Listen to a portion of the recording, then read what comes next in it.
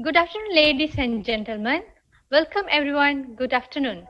Thank you all for finding the time to participate in today's webinar entitled Leadership and Development Building Collaborative Trust Across Universities.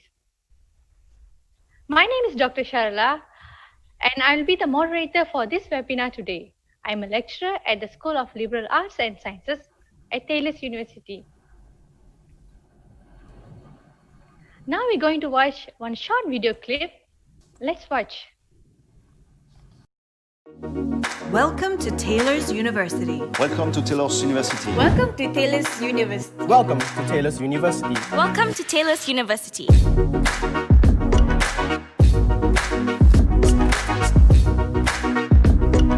Today, we're going to get hands-on with these racing cars.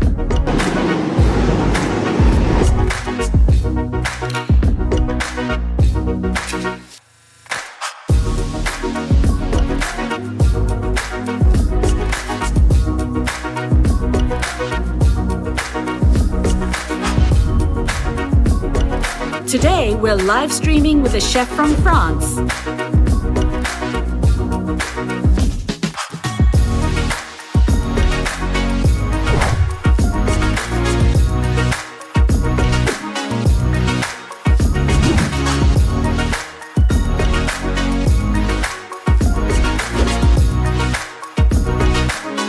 Today, you'll judge what happens next.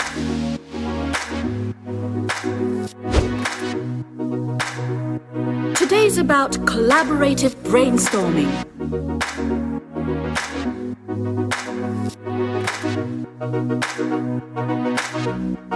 Today, we take on research that changes lives.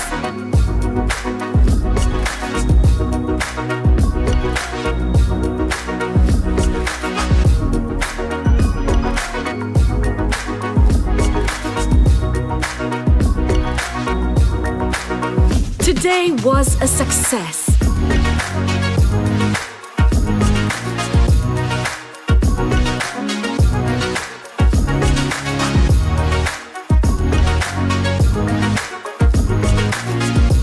At Taylor's, we strive to provide more than just an education. We equip our students with the skills and attitudes to become successful entrepreneurs and leaders.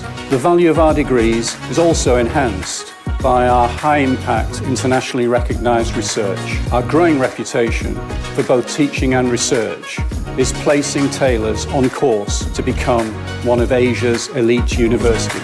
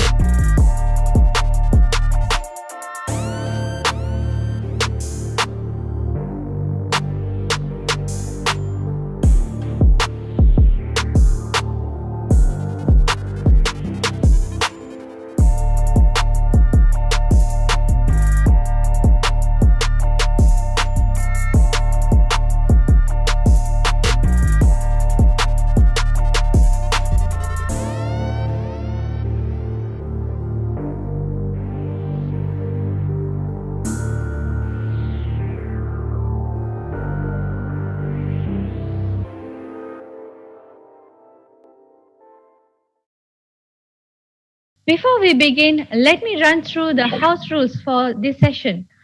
If you have any questions during the presentation, just post them in the chat box.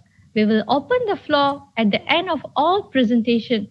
Our speaker will do their very best to answer as many questions as they can in the time provided.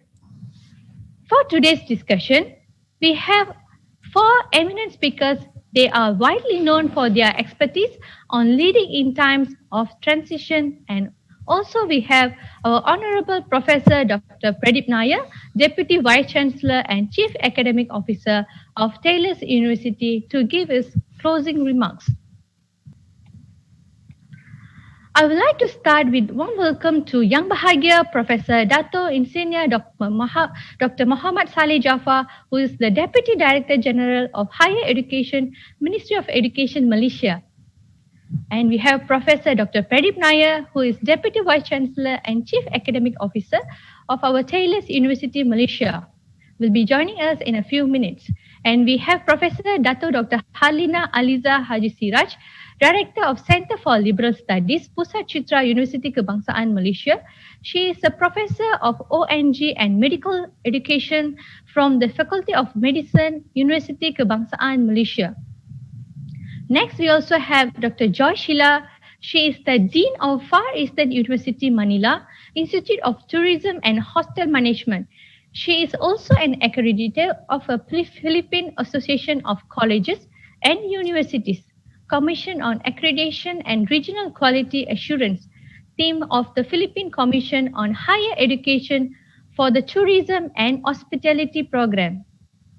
And we have Dr. Tilakawati Shanmuganathan. She is a senior lecturer with the Department of English Language, Faculty of Languages and Linguistics, University of Malaya, Kuala Lumpur. She is the current president of the Persatuan I Alumni UKM. She is also a member of the UM team to receive the Erasmus Project grant of the European Union, which focuses on the internationalization of higher education in Southeast Asia.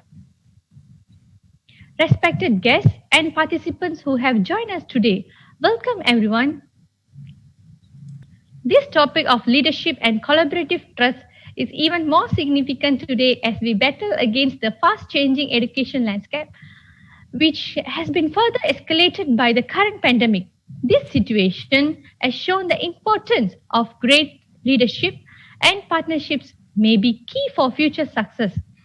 In the education sector, the strategic planning process, the need to strengthen our collaborative relationships and to build on the progress of universities is the key in the moving forward. With this effectively in place and streamlining efforts will lead to reduction and duplication of effort. Dear ladies and gentlemen, without further ado, I would like to invite Professor Dato Dr. Harlina Haliza Haji Siraj. She will share the steps taken on recent improvements and will explain the systematic, comprehensive process for building collaborative relationship. Welcome, Professor. Thank you, Dr. Sharala. Let me share my slides. Assalamualaikum and very good afternoon to all. Firstly, thank you for inviting me to this very distinguished session, to my panelists, and of course to all who is here making their time to be with us this afternoon. My role will be as the first speaker to set out more or less the discussion. So this would be, beginning with the glossary. So we just go into the, what universities means, collaboration. And of course, when we talk about collaboration, we need to also define competitions and also trust. And then I will go into the gist of this, which is the golden circle, according to Simon Sinek. You start with why. Why do university, have to collaborate? And why don't we just compete? And how do collaborative networking looks like for universities? And that is actually more or less looking into an example of that. So basically, university is an institution of higher learning where they will be teaching research and also granting of academic degrees. But allow me to just go a little deeper into the purpose of university, or more or less the idealism of universitas, quoting what Rob Raymond, from the president of Nexus Institute in the Netherlands, whereby university actually comes from the Latin words universitas, which is total knowledge. And in the 17th and 18th century, during the European time, there's a group of reformists or humanists who established the university as an educational institute, producing well-educated people of high character and practical wisdom. So that's basically reminding us all who are in the as educators in the university, this is actually the main purpose. And of course, these are the universities which are world famous. They are still functioning after 100 of years, contributing to the field of knowledge. And collaboration is actually part of the 4 C's of the 21st century skill, besides thinking, critical thinking, communication, and collaboration. And when all that overlaps, you can now produce creative innovations. But of course, it is more than just teamwork. It is working together for the same goal. And that can be very challenging. I'm just putting this into the glossary because competition is more something like we are used to. This is very much more or less instinctive within our primitive nature, that we are born, wanting to compete. You don't have to teach people how to compete. We don't have to teach these 1-year-old toddlers to compete. They just put 2 or 3 of them with, maybe some chocolates or toys, and they will start to compete. So it is more natural to be competing most probably than collaborating. And of course, collaboration is the new competition now. So let us don't do this alone. And well, for trust, basically it is the belief of the reliability and the ability of the other person to do something. And the opposite of that is mistrust. So when trust is the essential element for collaboration, so mistrust is definitely the element that can dissolve any collaboration. Yeah. So let's go into this. So why do we have to collaborate? Why don't we just compete? And I think it is just so familiar for all of us to compete. We've been put into ranks in so many ranking. I'm sure for those of my friends from other parts of this region, you have your own ranking, and then we have to compete at the level of our country, and then we start to see whether we have improved or not. Yeah, you can see the names of the university there. Taylor's University is also in this top 10 for 2020. And of course, we have been sort of more or less competing as well at the Asian level, and not definitely in the world. We are also trying to find our place. So most probably, competition is good as long as it is healthy. But once it is becoming, the ranking becoming more or less the destination of your university, then there goes.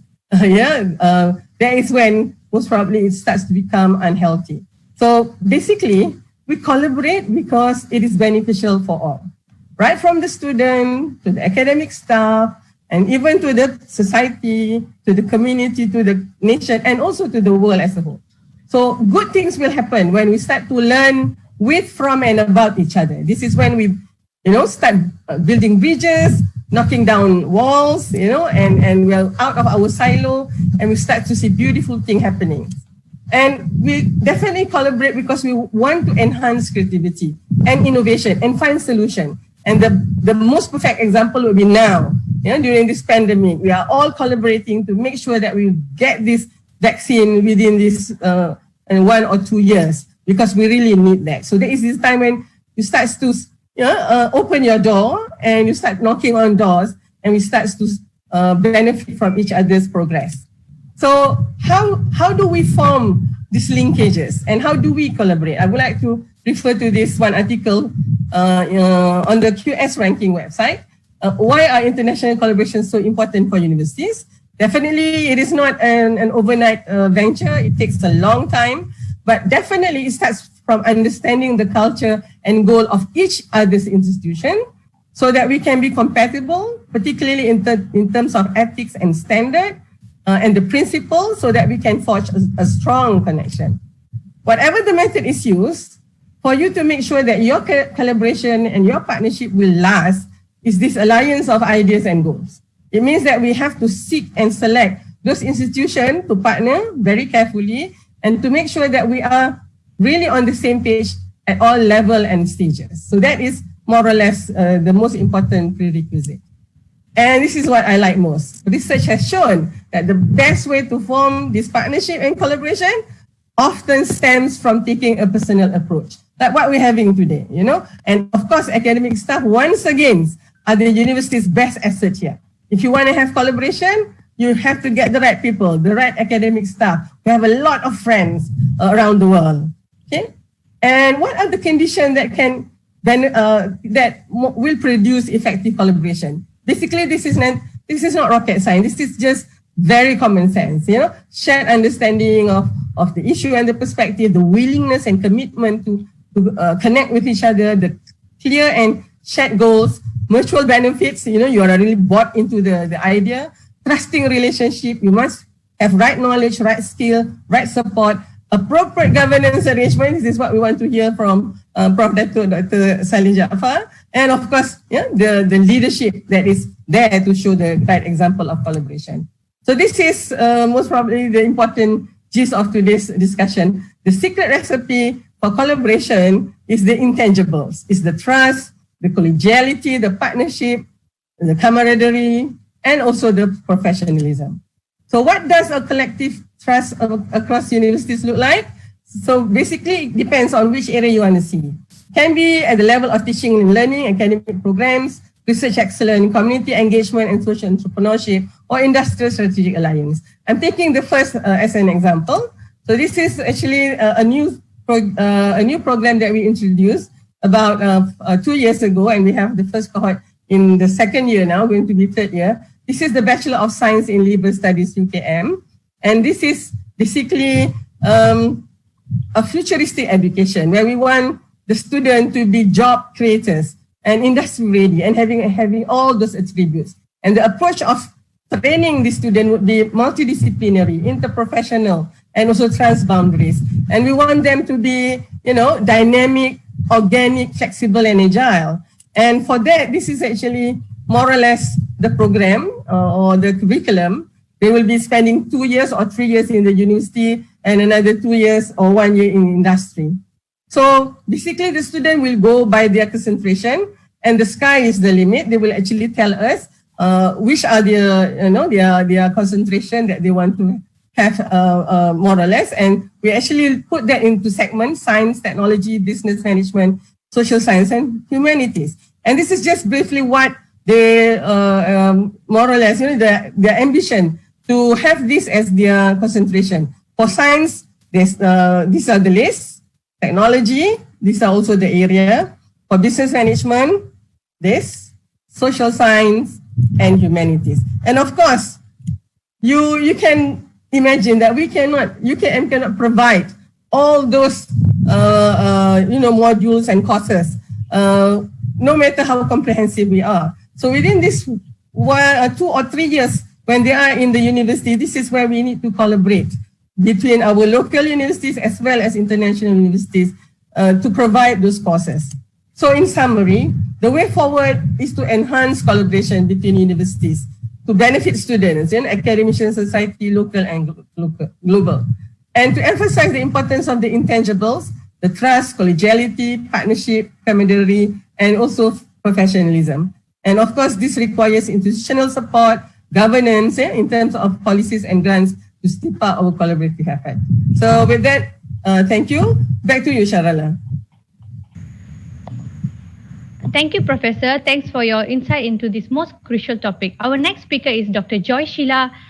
In a position of leadership, she will outline the strategies to create and build relationships between departments and units within the institution to ensure impactful integration and communication. Welcome, Dr. Joy. Thank you, Dr. Sharala. Hi, good afternoon from the Philippines. So allow me to share my screen.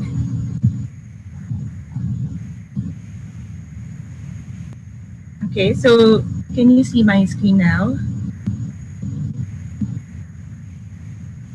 Okay, so a pleasant good afternoon once again. I'd like to greet as well Dr. Maud Saleh Jafar, the Deputy Director General of Higher Education of Malaysia, Dr. Nair, Vice Chancellor of Taylor's University, and fellow resource speakers, Dr. Halina, Dr. Tilagavati. And of course, I'd like to thank the team of Dr. Sharala, Professor Surit, Professor Guido, and the School of Liberal of Taylor's University for this invitation.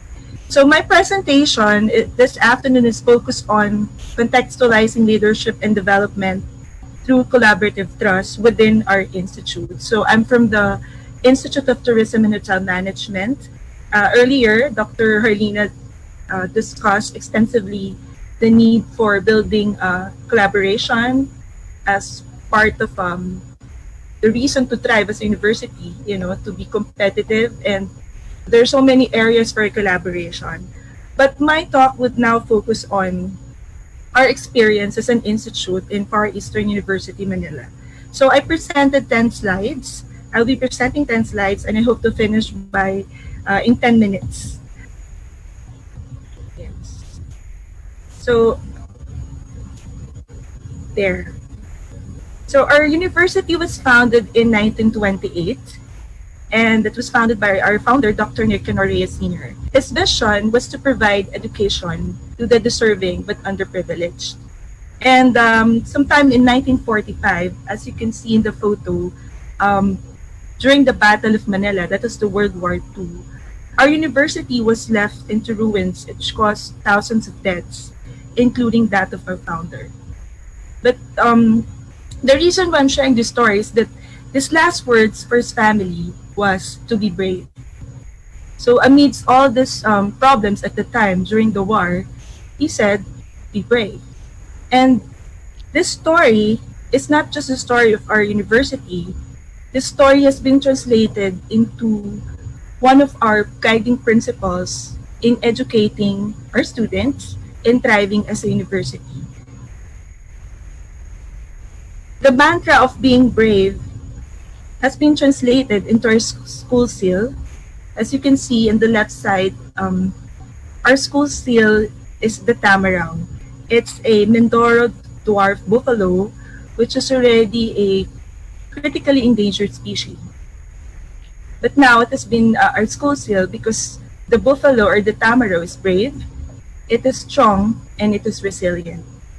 And this mantra of being brave through the years had some variations like be brave, brave as one. And this year, now it's our 92nd year, it's FEU, Braver Today. And this story of being brave is very timely now that we're facing this pandemic. Now, if you look at our institute, the Institute of Tourism and Hotel Management is one of the youngest institute. We have been established only in 2011, and we offer degree programs in hospitality management and tourism management. I'd just like to share some key changes in the educational landscape here in the Philippines. First is we had the Enhanced Basic Education Act of 2013, or the K-12 program, which added 2 years in the basic education, because at the time, we were only one of the 3 countries that has not adjusted its basic education. So with the change in the curricula, it also led to changes in our curriculum with the new CMO, that's the CHED Memorandum Order. In the Philippines, that's like the Ministry of Education. So they came up with a new program for the BS Tourism and BS Hospitality Management program in 2017. And I think one of the biggest challenges, should I say challenges, at the same time opportunities for Institute and across all the universities in the world is the shift to flexible learning brought by the COVID-19 pandemic.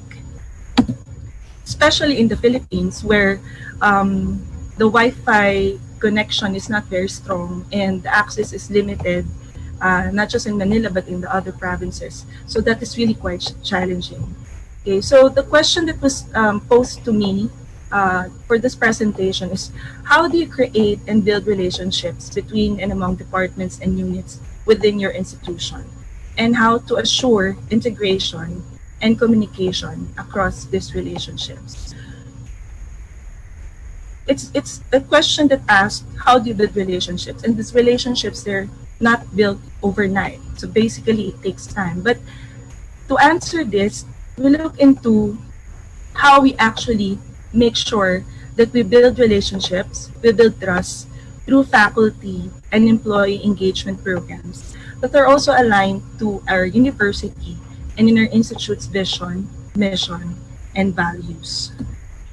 So to start off with the story of being brave, we have in fact embraced that as as our tagline, or as the um, not even a marketing. It's really part of it. It encompasses all the programs that we have to show how we're in fact being brave and resilient, especially in the field of tourism and hospitality education, which I think has been most affected by this pandemic. We also have this FEU Cares. FEU Cares, it's a Kumustahan program. Kumustahan in Filipino means how are you? It has been institutionalized as a program because if you're if you have visited our university, our university are very strong in caring and showing that we care, and in showing empathy to our students. And this culture of caring, this culture of having a very friendly atmosphere. It's not even a program at the start, but now that we are in this flexible learning mode, it has been institutionalized as a program, so that even when there's online learning and there's very limited face-to-face engagement or interaction with students and faculty, we make it a point to kumusta, or to say hi, how are you, and engage with the faculty and students. At the same time, we came up with a model for teaching and learning, which really focuses on empathy. Because we also believe that the well-being of our students, it has to be, in terms of development, has to be holistic. And it's not just focused on intellectual development, but more so on the emotional and psychological well-being of our students.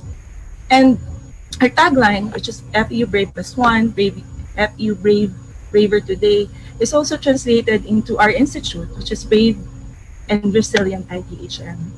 So we want to show, of course, in all in our programs, that we're brave because we're facing all these challenges in terms of from a macro and micro perspective. But despite all these challenges, we remain brave and resilient. Remain positive that we will be able to bounce back as an institute, and we're very positive that our industry will be able to bounce back. We came up also with this program. We call it the 3Cs SOP. Um, Basically, it's 3C stands for SOP stands for competent, caring, and committed service-oriented professionals, because we envision to develop future tourism and hospitality professionals that are competent, they're committed, but most importantly, because we're a service-oriented industry, there has to be a lot of caring, and empathy and kindness. So outside of research, training, instruction, and community extension, because these are all programs where we can have collaboration within and outside of the university. What else are we doing? So I'd just like to share some things that we're doing that are outside of this spectrum that is already being done by. I hope that by sharing this, you can learn a few lessons or maybe some insights on how to do it in your university. We came up with an ITHM barter community. This is an online community exclusive to our institute, where, because we don't really we want to revive the culture of barter, or the culture of exchange, because that's really not a Western culture that in traditional times they usually exchange goods. And during this pandemic, we want to have this engaging activity where our faculty, our students, our non-academic personnel can do bartering or exchanging of goods online. We also tap our chefs, because during the pandemic in the Philippines, from March to June, we had the quarantine. Until now, we have limited quarantine. So there's very limited movement outside of the house. And even in our university right now, we are not operating fully.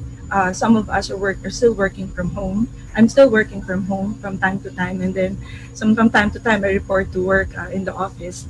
We also came up with a cooking series with our chefs. So we asked our chefs to come up with cooking videos that would help teach, easy to cook meals for the families and friends. And I'd just like to share that we did this for 5 chefs during summer, but now we're on to our second cooking series. And I'd just like to share one of the cooking series that was done by our chef. Here, I hope it plays. Hello. I think you're not able to see the video. Okay.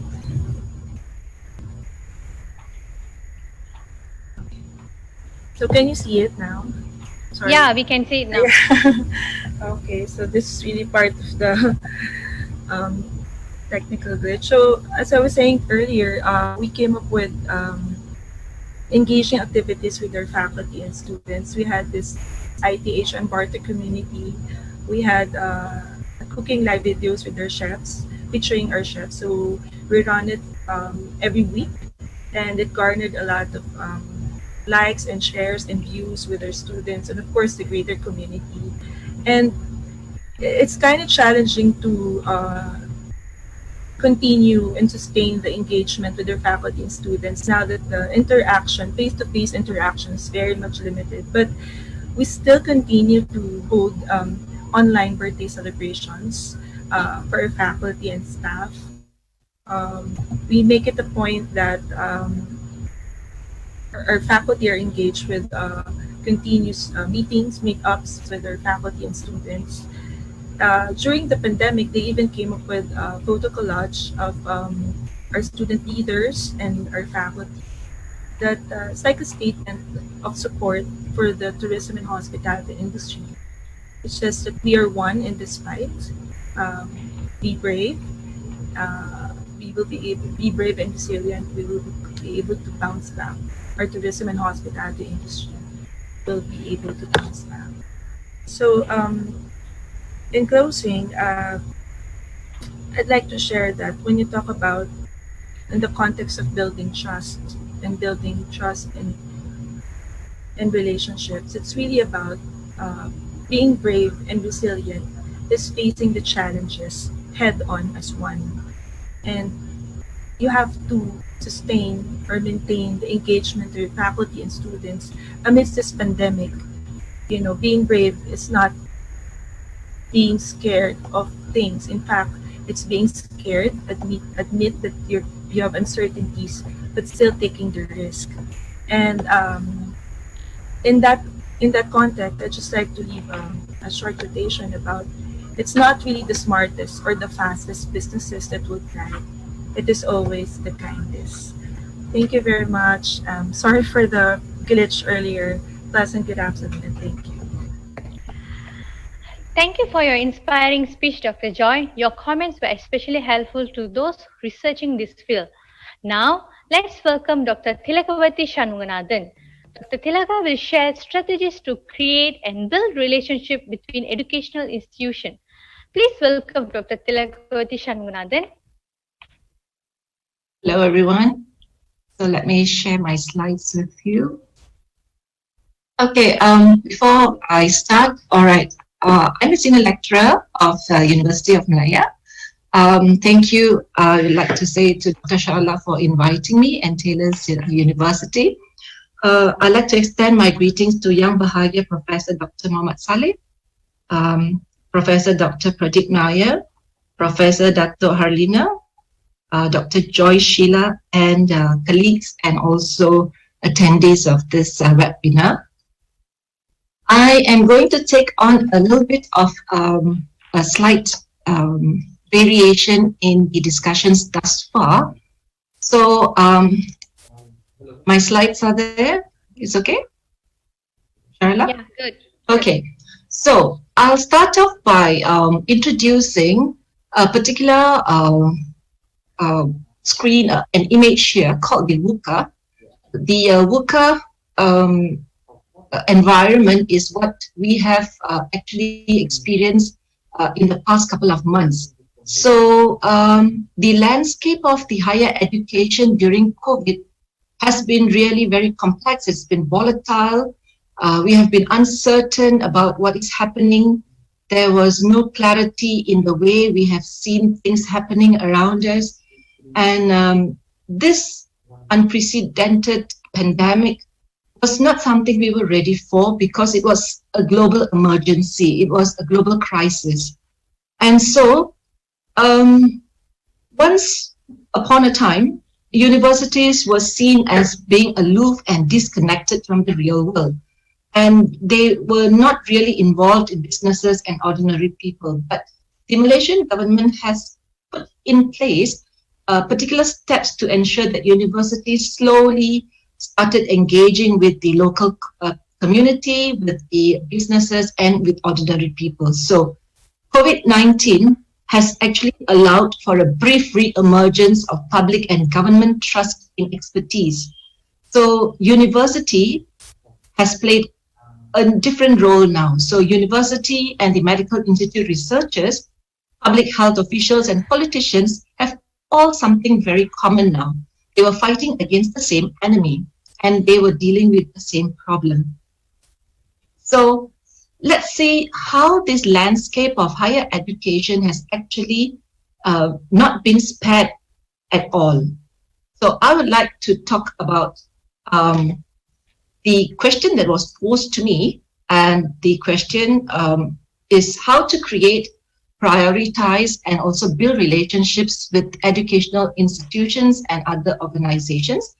And I have come up with the 5 R's. So the first R is to revisit, the second, research, the third, recreate, the fourth, renew, and the fifth, to reconcile. So let's look at the first one, revisit. What is happening around us? We seem not to have access to the internet. We seem to be very reliant on a lot of family issues. The pandemic has shown us all this because we seem to be bogged down with a lot of things. Students were stuck in the hostels. There was no sustenance. There was no food. So the global crisis has changed the landscape. So there was no access to internet like the one shown here. You see a student actually seated up here on the roof trying to get connected. So, you know, these are things that are happening around us. So it has changed the landscape of higher education. So there has also been a major build-up, meaning local SMEs were suffering. There were micro businesses that were shutting down. Health and service sectors were, you know, in a state of frantic because they needed to get garments and a lot of things, you know, to protect the frontliners. Education was also affected because all schools were closed down, all institutions of higher learning were closed down. And what was very important, the major build-up, was civic spiritedness. Suddenly we see people springing up. So people were actually revisiting what was happening. Okay, were we really ready?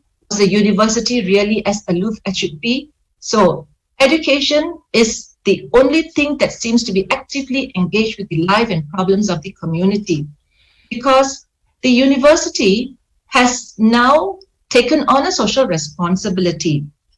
There was so how do these world-class universities function?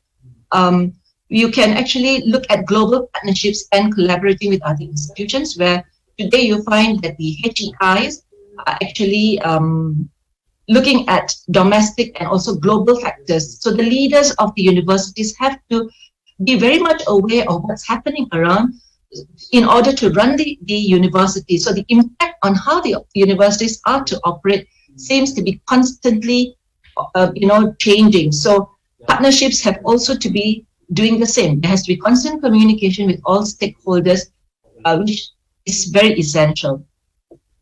This brings me to my next slide, where how do we build these partnerships? So I have actually come up with these stakeholders. So first, the academic and student community, the industry, the local community, and government agencies. But first, we have to actually look at how the HEs or the higher education institutions actually play a part. So let me take you to the post-COVID now. Okay, so post-COVID, what is expected?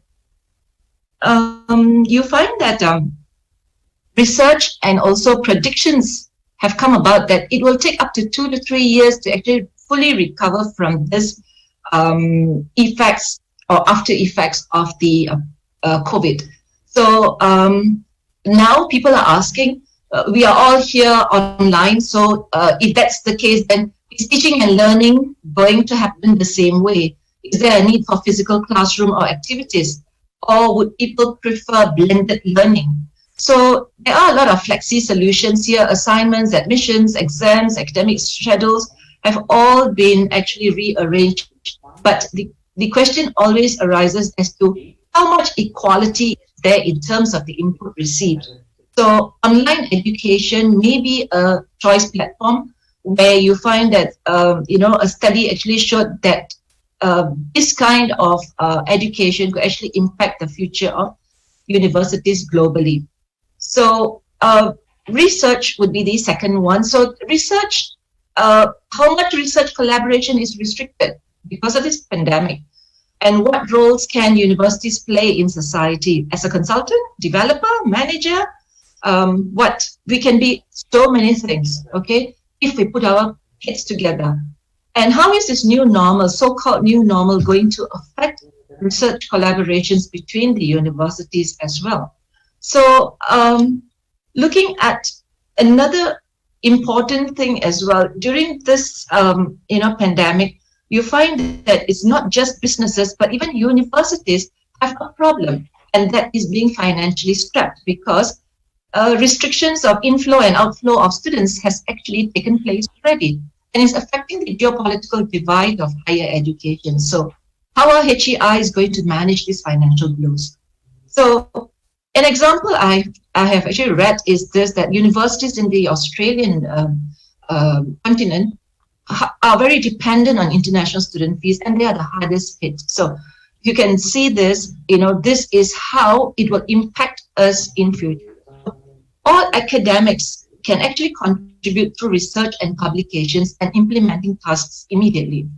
So even this pandemic has actually created funds that are created by the government and also international bodies where they have initiated a lot of academic research where you find English is used as a lingua franca. And this has also facilitated how local and international students, staff, researchers can be a part of a resolution to this crisis. So universities depend on international academic staff to actually collaborate in research. Okay, that brings me to the third R, recreate. So the role of the HEIs has now been somewhat restricted. So each university has its niche area. So building on the niche area and looking at how you can actually further enhance this could be the way forward. So study, work, and travel virtually is in the plate. So it can be done at an international capacity. Universities should also invest in cross-cultural university partnerships. Research with international academics where you allow the sharing of experience, like what we are doing now, sharing a lot of things and developing constructive ideas, having civic spiritedness. All this actually allows for a great sharing experience. Okay. Let me give you it was lagging for a while. Okay, my internet has gone off, see. So, all right, let me just share with you the screen again. Okay, all right, so the testimony would be how NGOs can work together as well. So the universities are already working to find vaccines. They have already, done things like, seek help from NGOs to do medical PPE garments, masks, etc. And there was a lot of study and also research made, and also sharing of these kinds of things with the local community. Local communities were recruited to be tailors. The researchers were the ones who were coming up with, the research output. And you find that in UM, for instance, we have actually researchers from the Faculty of Computer Science and IT who have assisted the frontliners by setting up a COVID symptom monitoring system called also the Cosmos, which helps to monitor patients with suspected C19 infection, where these are for people who are self-quarantined at home. So It's a device that is used using the mobile phone. So you can see how people have to work very quickly to come up with ideas, with novel ideas to work together. And you, as a researcher, you can also identify joint collaborative projects, for instance, preparing the students, to be able to do research as well, and also academics to do publications. Now, the fourth R would be the renew. So I am going to touch a little bit on the industry, where a study has cited about 73% of activities could replace humans through existing technology. As you can see, some courses like programs like the law, accounting, data processing, programming, journalism have all actually been able to go through using technology, digital. So very soon you will find, certain courses actually going that way. So we have to renew the way we offer programs to international students as well as our students. And we need to also prepare our students to be entrepreneurial and resilient and able to reinvent themselves and their type of careers that they're going to embark on. Okay, the last one is to reconcile. So the academic and student community are very fond of going on mobility programs. So they have been going abroad, traveling across the globe. But now with this COVID is extremely restricted. Even if you think and you want to pay, you can't travel abroad. So everything is done virtually, and virtual international and global connectivity is still possible. We can still encourage cross-cultural communication. We can allow our students to be equipped with technical and soft skills as well. And we can also exchange ideas through global conversations. And the community are also not left out. For instance, we have a project in where we are actually based in the Pantai Valley. And so what we have done is we have gone to the local local vicinity. We have looked at the community. We have helped to build the township, and we have managed every aspect of the life. For instance, recycling trash, educating the children, doing micro business, also digital marketing. So the campus of the future will become a creative hub where stakeholders will come together. And finally, we have the government agencies as well. The government agencies have a very important part. So Professor Dr. Mohammad Saleh, this is an appeal to you as well. We have the infrastructure, but we forget that this infrastructure is not extended to staff who have, internet access issues, because we have that in the institutions, but not at home. So the pandemic has shown us that. So the digital interface is also very important to be equipped across the institution as well as to homes, where now, if we are going to do blended learning, perhaps we have to also think about giving access, easy access to this. Perhaps it's not in your portfolio, but another ministry. So we also have to give importance. This is something that I realized as well, because when the university reopened, I found that many of the staff were still not able to go because there were certain parts of the institutions that were not open. For instance, baby care, nurseries were not open, so they could not leave their children anywhere, and therefore they had to be at home. So having dialogues with stakeholders constantly is very important. Another thing about government agencies is I'd like to cite the example of China, where the government of China, of course, we know that the pandemic actually started in Wuhan. So the Chinese government has already created a platform to hear people's grouses. So they have actually created something called Liu Yan, or the governmental interactive platform, which provides web care to citizens in all states of China. So they have to post their problems up so that it reaches the government officials directly. So what do we do at the end? So when I talked about the VUCA environment, something that is volatile, uncertain, we have to make sure that we recover from this global pandemic by having vision, be vigilant. We have to understand and unite together as universities. We have to learn, to collaborate and have clarity in thought.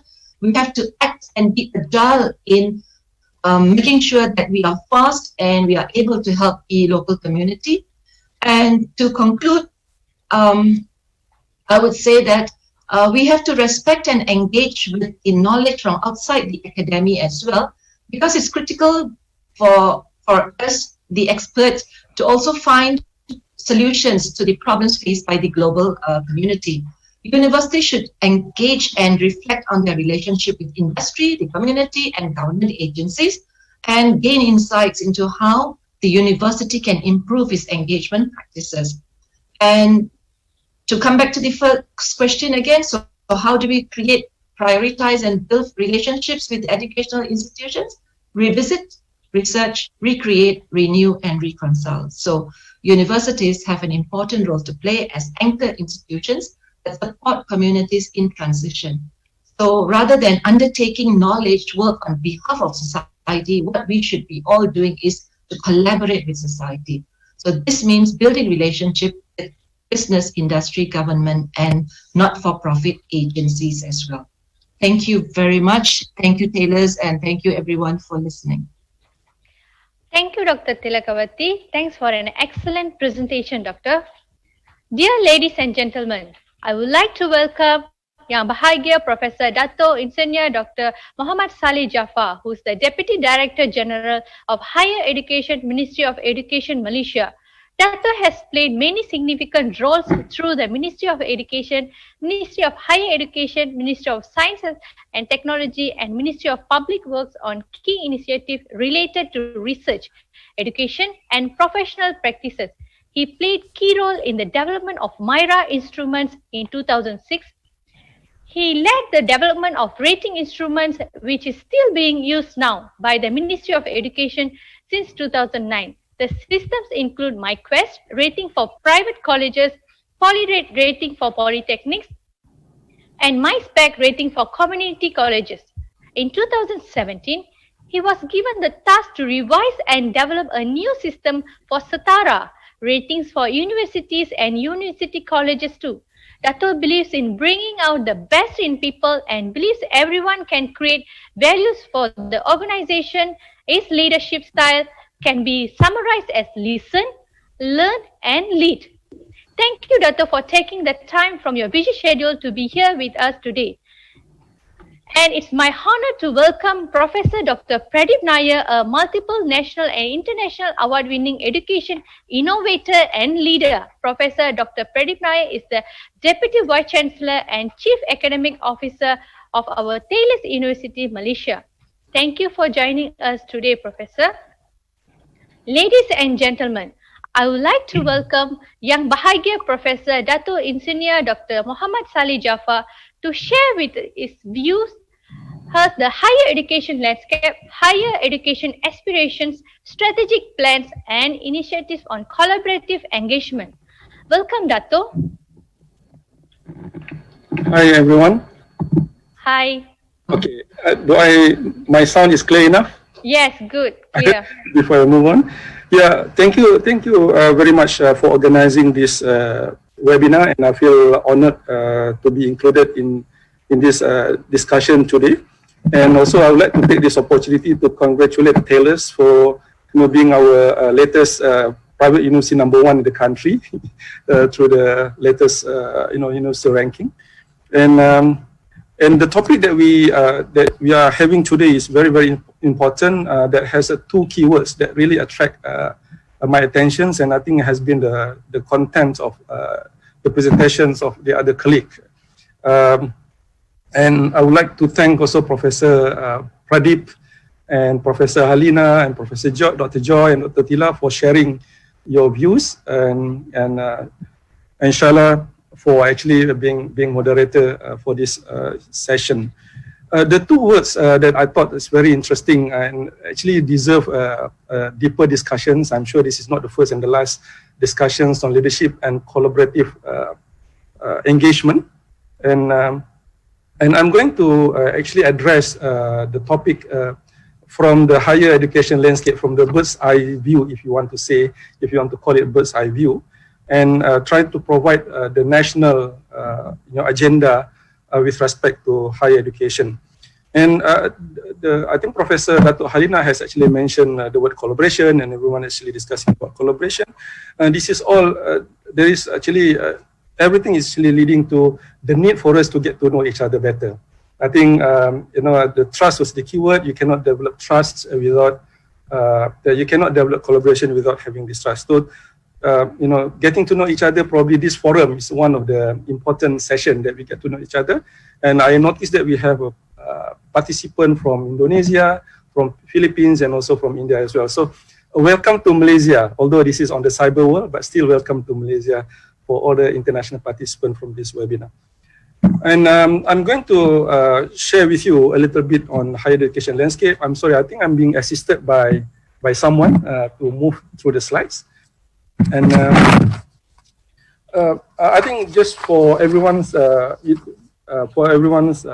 information, these are the landscape of Malaysia higher education, that we have a lot of institutions of higher learning. Altogether we have over 400 private higher educations, and we have 100 community colleges, and all this data is also available. But what is also important, we have 10 foreign branch campuses in the country. So, you can see how big, being a small country, we can actually say that we have a big numbers of higher learning institutions. I think we probably see the reason why this is the case. Can we move? So if you look through the development of Malaysia higher education as well, I understand that the Far Eastern University in Philippines was established in 1926, but university in Malaysia started at the earliest is 1960. So I think we are still very young, and many of the universities are starting only after year 2000. So being where we are today, I think Malaysia higher education landscape has gone, in a big way. But I think to be where we are today is difficult. But I think to sustain and to retain, in fact, or to move forward is going to be much more challenging. But I think you can appreciate the growth of Malaysia education for now. So, and we also would like to share with you next slides. These are some of the, I think there must be a very good reason why these universities are being set up in the country, and the government intention to actually bring in, the spectrums of learning experiences to Malaysians and also foreign students into Malaysia, actually by bringing these foreign branch campuses. And I think a few more universities will be coming up from maybe some from other countries, but at least you can see here most of the universities are from English-speaking nations. But can we move next? Next slide, please. This is the reasons why we have so many institutions of higher learning. I would like to actually focus your attention, take your attention to the right side of the to the slides. You see, as far as the access to higher education is concerned, when we developed the blueprint way back in 2015, Malaysia was basically 10 years behind Thailand when it comes to access to higher educations. And this is basically one of the reasons why, the opening up of private higher educations and also foreign branch campuses were basically encouraged in order for us to actually increase access to higher educations. And even as of 2018, we are still way behind. Of course, if we compare to Hong Kong and Thailand and South Korea, we're still very much behind. We are only ahead of Indonesia, but I think Indonesia is also catching up very fast when it comes to providing access to education. And the other landscape that we'd like to take your attention would be the important roles of private higher educations actually, playing their part in higher education for the country. Altogether, we have a population of 1.3 million students, both in private, and nearly half of them actually coming from private higher educations. Now you can see also that 75% of international students in Malaysia are actually in private higher education. So this is a kind of important, significant role that actually being played. Not to mention the economic benefits that is actually generating from private higher educations. And if you move next slides, I think I've mentioned about the kind of economy that the country is actually benefiting. But what is also more important is providing the workforce that the country needs. Yeah? Can we move next? One of the most current landscape that I would like to share with you, I think everyone mentioned about COVID-19.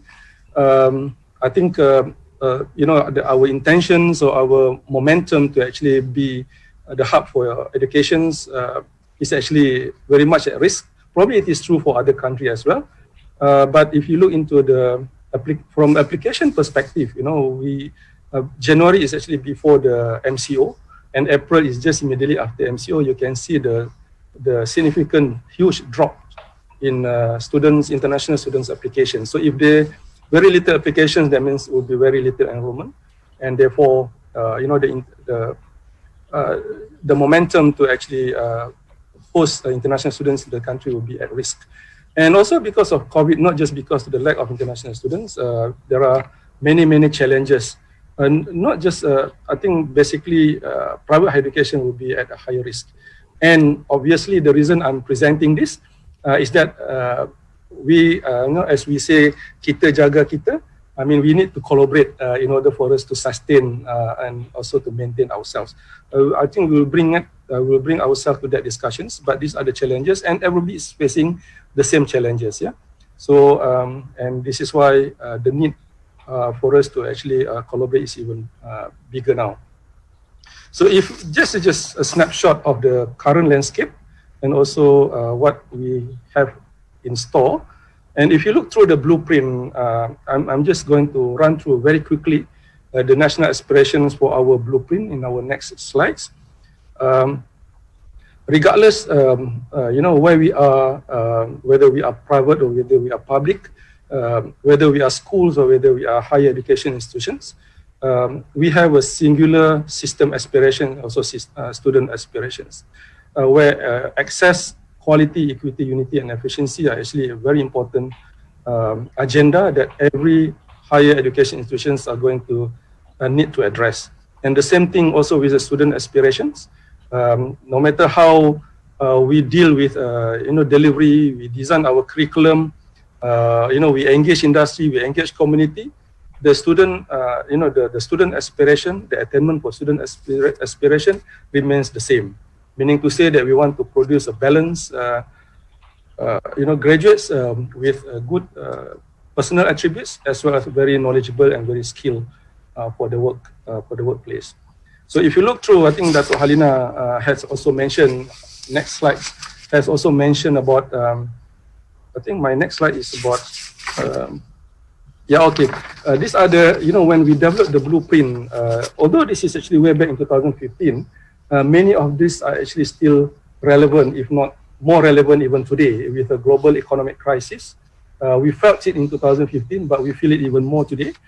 And globalizations and also the digital age. I think, now it is even more important.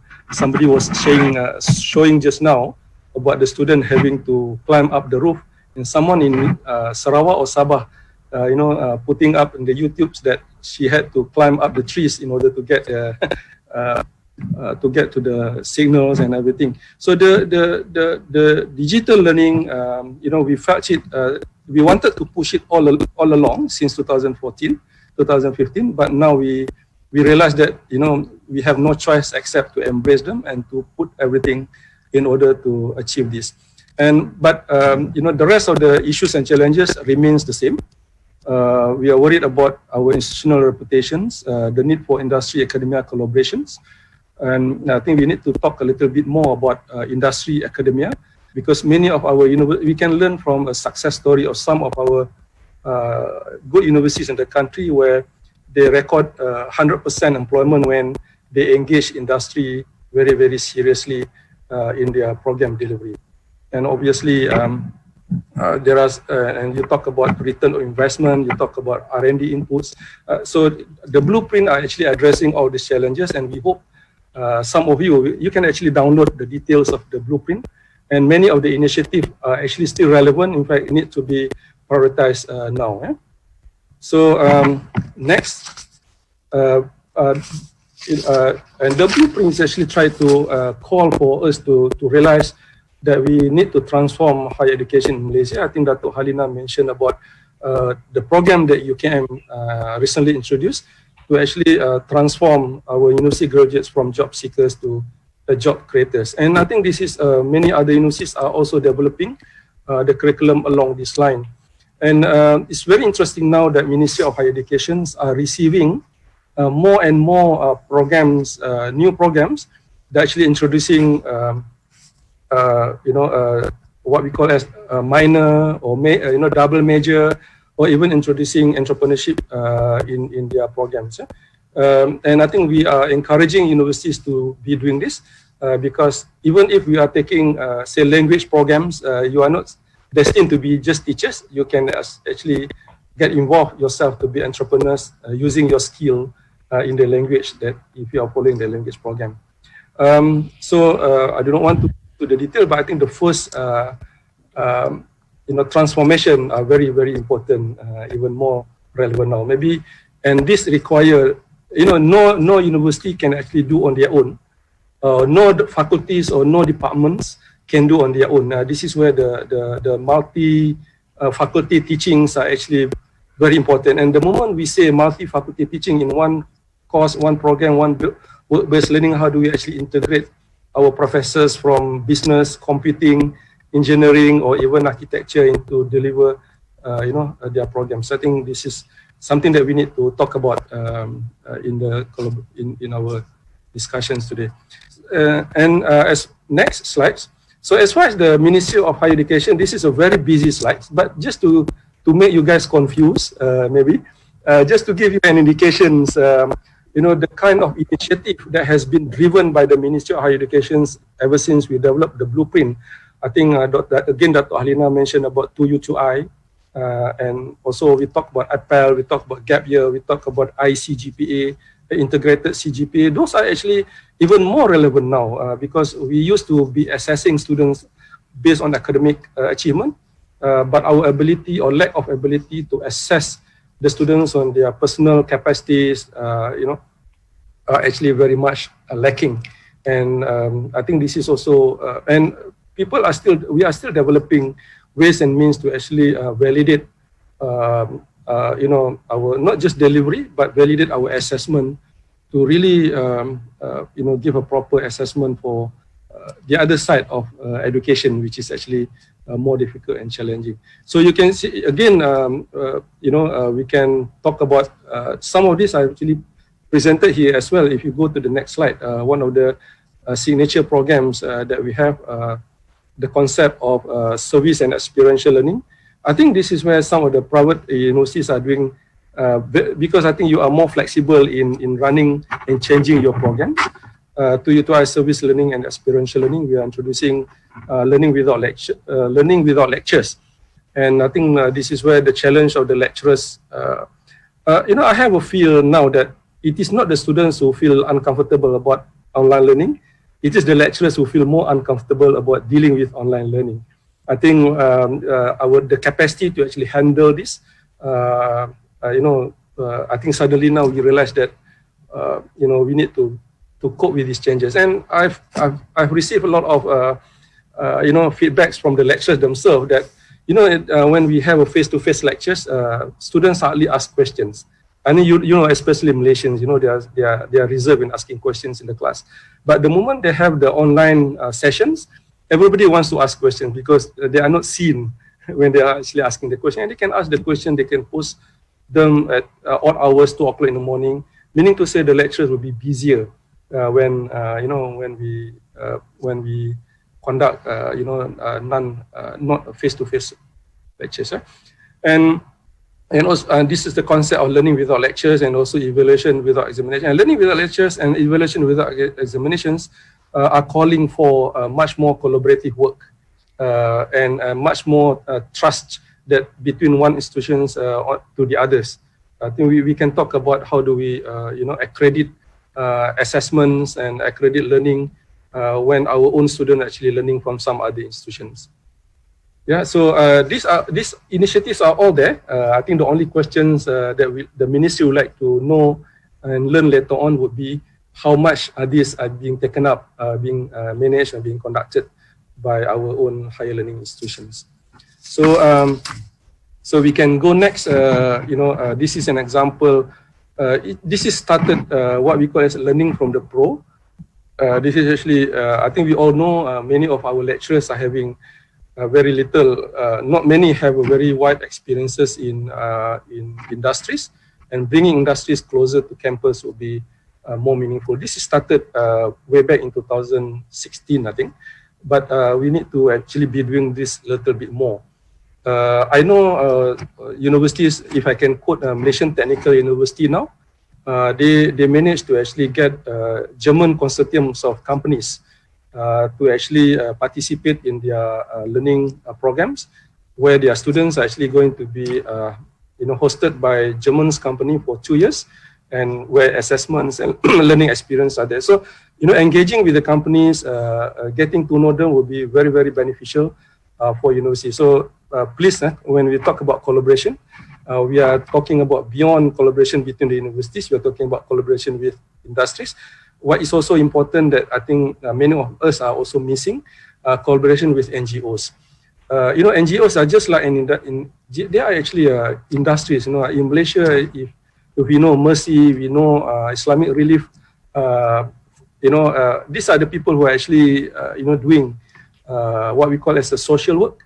Just imagine that the students are actually going through the experiences through this industry, what we call as the NGOs industry. I think, and I do not know how, this is why I think Sharala mentioned about Setara ratings that I actually led, but of course many people contributed to these ratings. We actually put in how much universities are actually engaging communities, bringing their students into communities, not for the reason of getting good ratings, to be honest with you, although many people are trying to do that, but I think the basic spirit would be exposing our students to industries and also communities, and of course we can actually talk about and discuss about this kind of collaboration, and the ministry will always be willing on hand to actually facilitate the discussions between universities and also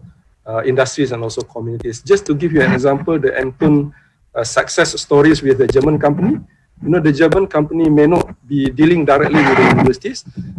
When the ministry comes in and facilitate, then the German company becomes very comfortable in facilitating and dealing. So please use the ministries to to facilitate your need. I think we have been doing that.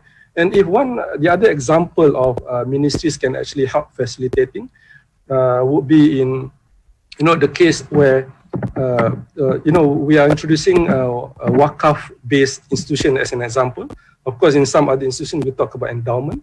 But when it comes to Wakaf, Ministry of Higher Education have actually facilitated with many universities with respect to Majlis Agama. I think Wakaf actually managed by the Majlis Agama, a state belongs to the state, and the university has been trying to penetrate or getting the help of the states, which has been very difficult all these years.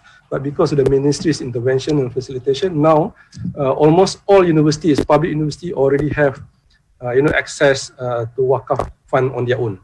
So just giving you an example how ministries can help and facilitate everyone. Next, a little bit on our blueprint. I'm not going to go into detail. We are not prescribing for the university what needs to be done, but the university needs to get information on the best practices. Ministries also provided what we call as some playbooks. How to enhance governance, enhance academic productivities, and recognizing different excellence in career pathways, and also income generation. So these are some examples what ministry has been doing, and in each one of them, university can learn from other best practices. So next, of course, we need to have another sessions on all these what we call as playbooks. Okay, what's the way forward?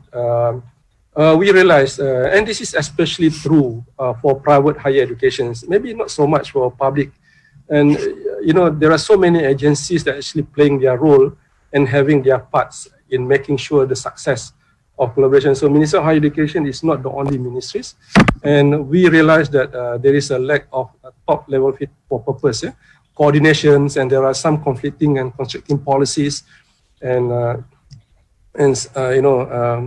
are so many. We realize, to be honest with you, there are so many policies that universities management has got to follow and to comply with. And this is why now, if I can say next, if I can share with you, the government now, the Ministry of Education now have actually established what we call as Pemuda. Yeah? I don't know, Pemuda is a body that can facilitate these different agencies that universities have got to deal with. And in the Pemuda, we are going to address many different pillars for universities. We talk about governance issues. We talk about financial sustainability. I think this is even more important to private higher educations. And the next pillars will be, I think we can move to the next slides. I'm not going to go into detail, but the points are still there with you. We talk about internationalization, how do we actually help facilitating, decline, to address decline in number of international students, lack of inter-agencies coordinations, and these globalizations. When you talk about internationalization, we just introduced before COVID 2019, we introduced what we call as edu-tourisms. We know that it is not easy to get mobility students programs where they need to spend, a semesters or more.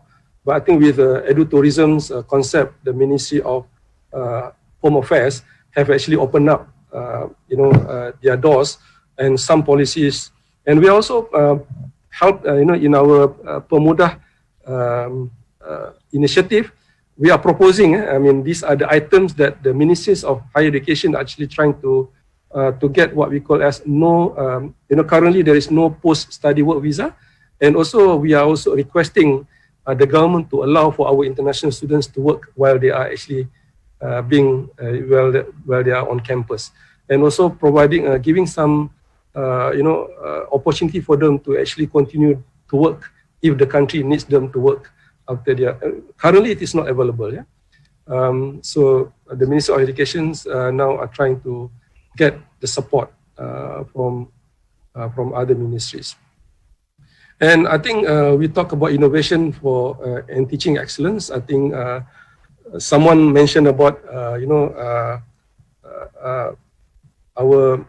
our penetrations of online learning, our coverage. Actually, just to inform you, MCMC has actually we have actually worked with MCMC. They have actually agreed in principles to actually provide very good infrastructures. And now what they need us to do is actually trying to provide them the data of the student distributions, where they actually need to invest in the infrastructures and everything. So I think that is actually coming, although this is not the responsibility of Ministry of Higher Education, but we are actually, going what we call as an outreach to relevant ministries to help. So, we need to be able to, what we are trying to do now is that we are actually reaching out to all other ministries, whoever they can actually help us. And this is also true with other ministries, not just MCMC. We also talk about MITI. We talk about, and other ministries. So this is these challenges that are being listed here require what we call greater collaboration. So if I can, go to my last slides, the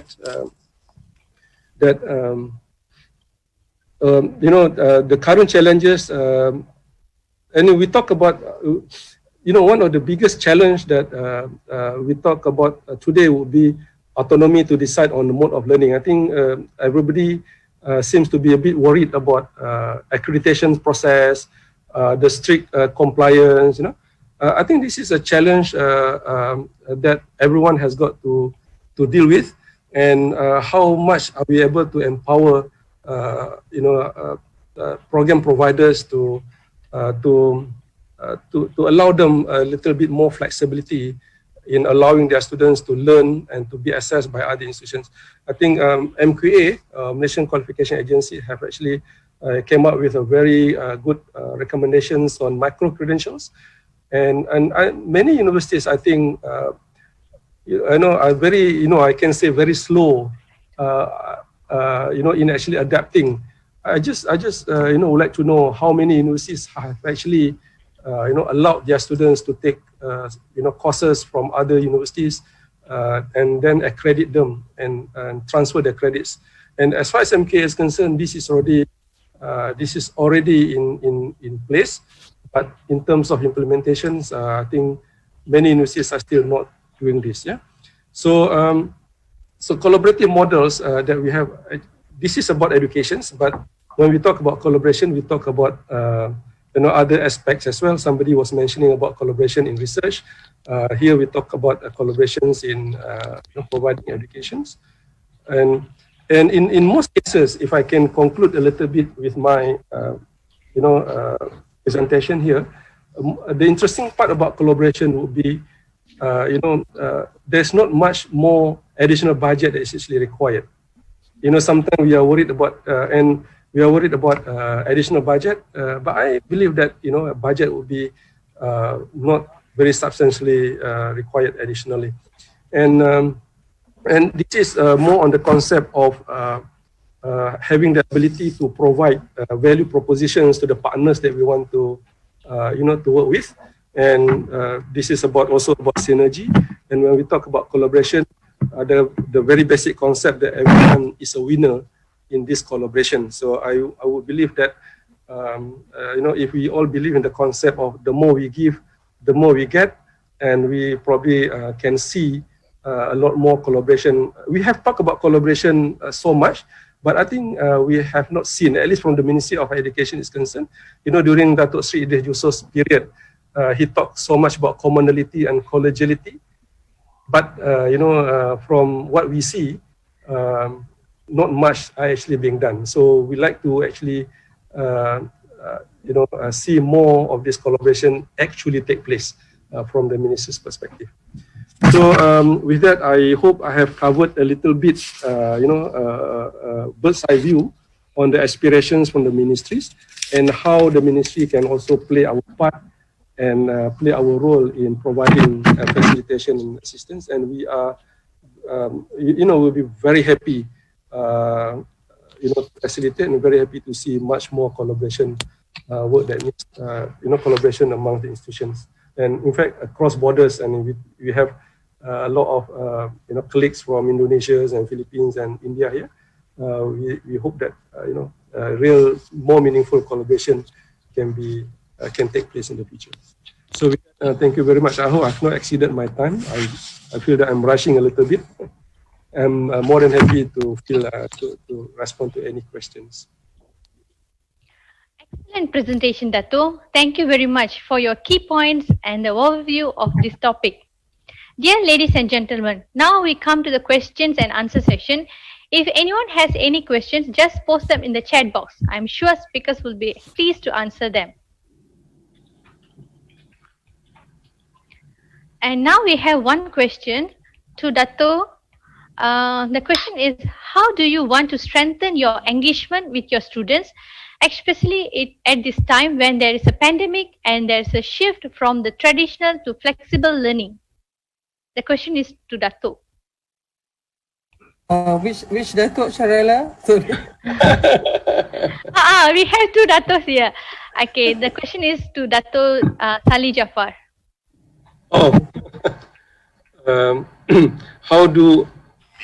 How do you want to strengthen your engagement with your students, especially at this time then when there is a pandemic and there is a shift from the traditional to flexible learning? Very interesting question. You know why? I thought, with this, the new generations of WhatsApp, Facebooks, and all this social media, and even we ourselves, we feel much closer when we interact, with our family, with our colleagues, and even so with our students using the social media. So, I think the the media that we have should be able to be used. I mean, we should be able to know and to be able to use our social media to strengthen our engagement with the students. And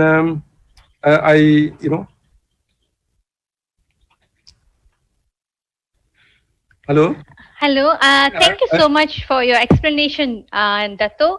Since we are running out of time, now I'd like to welcome our Honorable Professor Dr. Pradeep Nair, Deputy Vice Chancellor and Chief Academic Officer of Taylor's University, to give his closing remarks.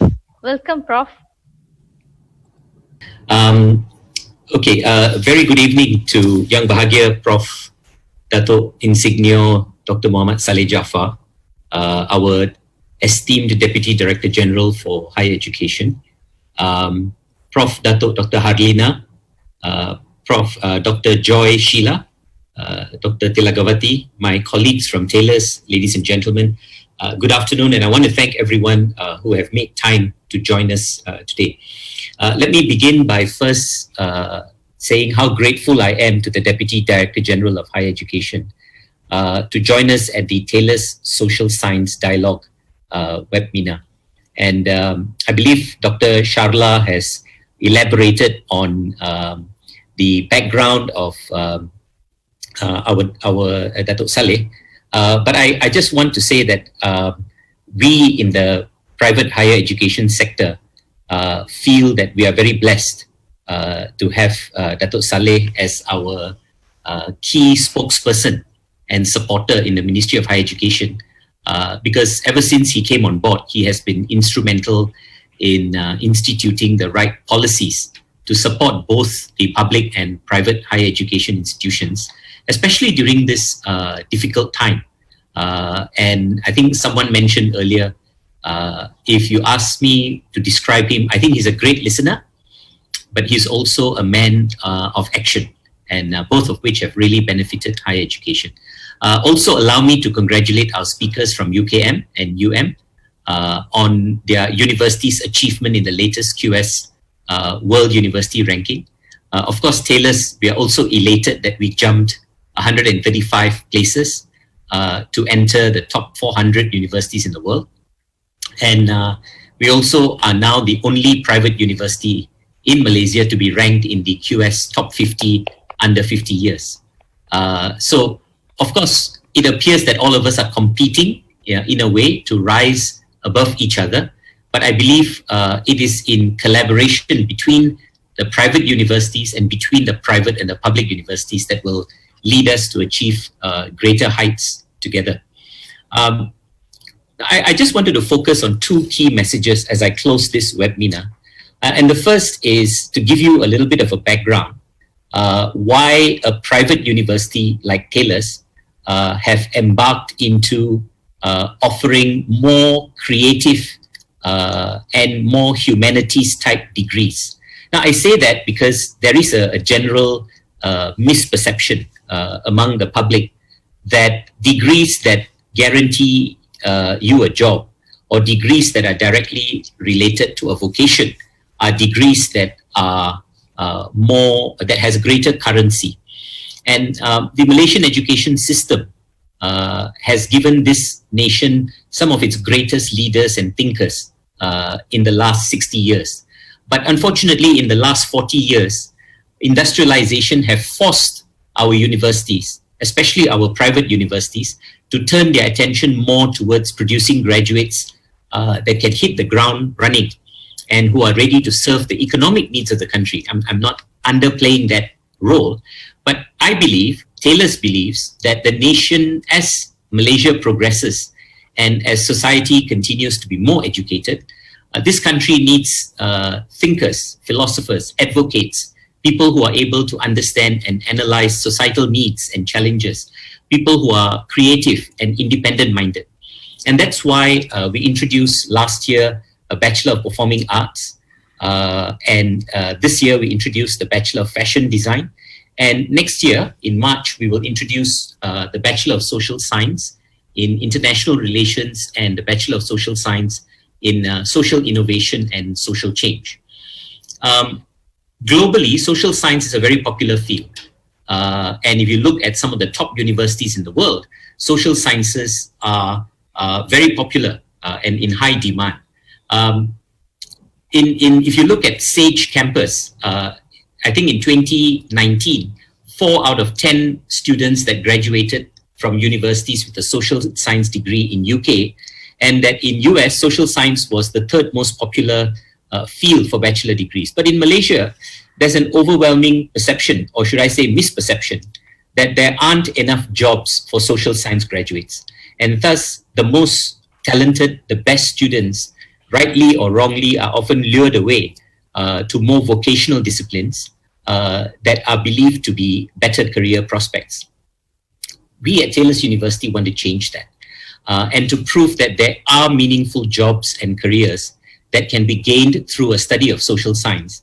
And this is one of the reasons why we continue to organize this webinar and that focuses on bringing together some of the best thinkers, some of the best advocates to come together and start creating this awareness that for this country to truly develop, we need not just doers, but we need thinkers as well. When we structured our social science degree, we decided that we must deliver this in a work-based learning mode, or otherwise 2U 1I mode, where students will spend the first 2 years at Taylor's, and the final year, the entire final year, is spent with some of our partners. And I'd like to share with you who our partners are. So we have signed agreements with Tenaga Nita, the Penang Institute, Zubedi, Project Dialogue, Federation of Reproductive Health of Malaysia, PT Foundation, Yayasan Chowkit, the Institute for Democracy and Economic Affairs or IDEAS. These are some of our partners that will become the place of learning for our students in the final year, so that they can immerse themselves in real life projects and in order to acquire real life learning as well. So I've thrown a challenge to my deans and my heads of school, and I said, 30 years from today, can we imagine that the Prime Minister of this country comes from a private university like Taylor's? And it is for that reason that we believe that a university like ours and other private universities must begin to embrace the social sciences, the liberal arts, and the creative industries in a more meaningful way. And while science and technology will provide us with new tools to make a living, I believe social scientists will be the ones that provide us the means to build our lives meaningfully and be happy. So the benefits of these programs will also enrich the whole university community, because now that we have degrees in social science and in the creative areas, we are able to offer minors and free electives to engineers, to medical students, to pharmacists, to a whole range of other science and technology courses, so that we are able to offer education that is more balanced. Now, let me say a few points with regards to the topic that we've been discussing in our webinar today. While collaboration between universities has existed for a very, very long time, I think it has often been overshadowed by competition. Somehow, we naturally embrace competition faster than we embrace collaboration, as one of our speakers pointed out. I think COVID-19, the pandemic, has actually put a lot of stress on the sustainability of universities and colleges, who have invested hundreds of millions of dollars in physical, financial, and human resources. And very often they've invested this on their own. And I believe that the pandemic has accelerated the need for government, for policymakers, and particularly university leaders to start to reevaluate the current paradigm and look for ways to make this sector more resilient during crisis. And the question is, must we invest and do things all by ourselves so that we remain competitive? I believe that I want to share with you some of the interesting findings from our own research in this last 3 months. We found that collaboration between universities actually increased when the universities closed. During the pandemic, there was far more people in Taylor's talking to people in other public and private universities locally and abroad during the pandemic than when we were running normally. And collaboration between departments within the university also increased during the pandemic compared to during the normal times. And I also believe that the pandemic has brutally exposed the weaknesses of universities, whether we like to admit it or not. It has exposed more of university weaknesses than its strengths. Or perhaps it has exposed their lack of desire to embrace opportunities. So I agree with Datuk Saleh and the other speakers. I think now is the time for the leadership of universities to explore new ways of working together. Can we imagine that instead of every university investing in its own learning management system, can we imagine a common learning management system shared across by several universities? Can we imagine a common library management system like the ones in Saudi Arabia, where all the universities in Saudi Arabia subscribe to one common system with the support of the government? Or can we share human resource, physical resource? And as Dato' Saleh pointed out, I think the policies and the support is already there. If you look at some of the policies from MQA and the Ministry of Higher Education, these are all possible. And now it's really up to the leaders of universities, whether they can rise above competition and look to collaboration so that our students can take core and free electives across any university in Malaysia or in the region, or can our students curate our own degree consisting of courses taken from 4 or 5 universities locally or internationally. So I think really the goal is to try and leverage on each other's strength and not to try and focus on each other's weakness. And I'm happy that the Education Ministry launched the Education as a Blueprint recently and has outlined that collaboration between institutions is a cornerstone for the way forward, especially for private higher education institutions. So in a time when face-to-face communication is limited, I really hope this webinar has provoked us to rethink and modify our ways of doing things. So on that note, I wish all of you a very pleasant evening and stay safe always. Thank you very much. Thank you very much, Professor, for truly memorable remarks. Ladies and gentlemen, once again, we are most grateful to all speakers and participants who have joined us here and hope that you have found this session fruitful. Moreover, you will use and implement the strategies to build trust, leadership, and partnerships in your own organizations and relationships. Thank you very much, everyone. Thank you.